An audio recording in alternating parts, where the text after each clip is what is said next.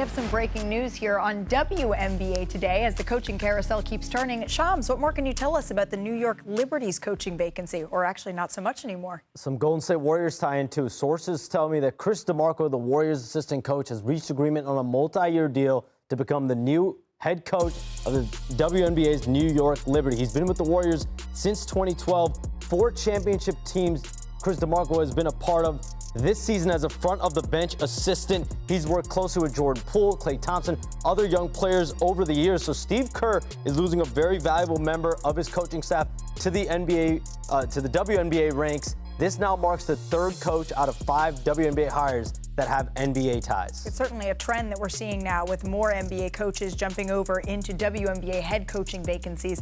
Since this has to have a Warriors tie, as you mentioned, I want to bring back in our Anthony Slater, who covers Golden State for us.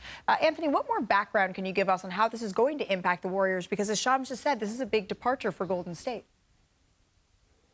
Yeah, Chris DeMarco will be on the bench tonight, and I would say in the near future, but him and the franchise, the Warriors, are figuring out when his departure will be, and it'll be at some point during this season. When they lose him, they're going to lose basically one of their defensive strategists. He's been the right-hand man for Mike Brown, Kenny Atkinson, and now Jerry Stackhouse, you know, strategizing the defense. But it's not news that blindsided the Warriors. They were in some ways part of the hiring process. I know Sabrina Ionescu reached out to Steph Curry during, this hiring process to get his thoughts on Chris DeMarco, and I saw the other day before the Miami game, Chris DeMarco sitting courtside next to Joe Lacob having a long conversation, which is interesting because Lacob's been his boss for more than a decade, and now in some ways turns into his rival because, Joe Lacob runs the Valkyries. That's very interesting, particularly the point that Steph Curry and Sabrina Ionescu had a conversation about Chris DeMarco, 2 of the best shooters in the game, and now Chris DeMarco leaving the Golden State Warriors for the New York Liberty head coaching job. Shams, thank you very much, and thank you, Slater. So let's stick in the W here, because the 2026 WNBA draft lottery, it is on Sunday, and the Wings, they hold the best chance to land the top pick in the draft for a 2nd straight year. Now remember that the lottery system, it's based off of teams' record for the previous 2 seasons combined. 2 seasons. All right, got it? Okay, good. That means that the mock draft, when you look at this, here is how the top 5 picks look in the newest mock draft. And there is a new number 1 pick. So we see this, each mock draft player had UCLA's Lauren Betts as the top pick.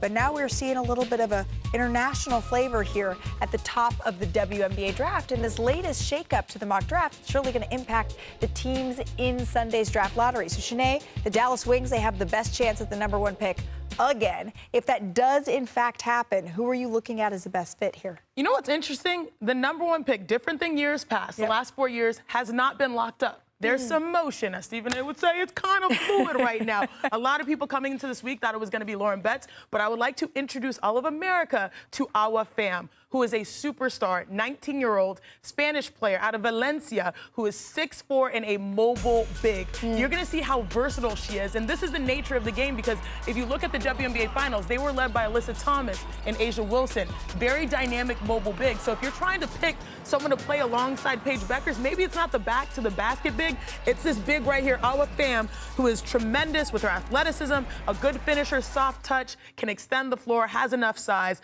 I think that's why we have more motion than we thought. Yeah, now Awa Pham is at the top of our WNBA mock draft. But when we're looking at biggest storylines, I do think one of them is that maybe it's not locked in, the number 1 pick like we've seen in years past with Paige Beckers or Caitlin Clark being the surefire number 1 pick. Is there another big storyline that you're following with the stacked 2026 class? Oprah, you get a superstar. You get a superstar. You get a superstar. I laughed when Perk said you combine the Atlantic and the Pacific. That's how deep that some teams are. Yeah. Well, this is how deep this draft can be, because outside of Lauren Betts, who is a tremendous All-American, you've got stars like Tanaya Latson, who led the nation in scoring D1 last year. You have Flau'jae Johnson, who's probably the best isolation one-on-one wing. You've got Olivia Miles right there, who is like Chelsea Gray, beautiful passer, and of course, America's favorite, Azzi Fudd, who is probably the best, not probably, she actually is the best shooter in the draft. So you've got superstar power, you've got icons in the making, not just at number 1 or number 2, it's deep in this draft.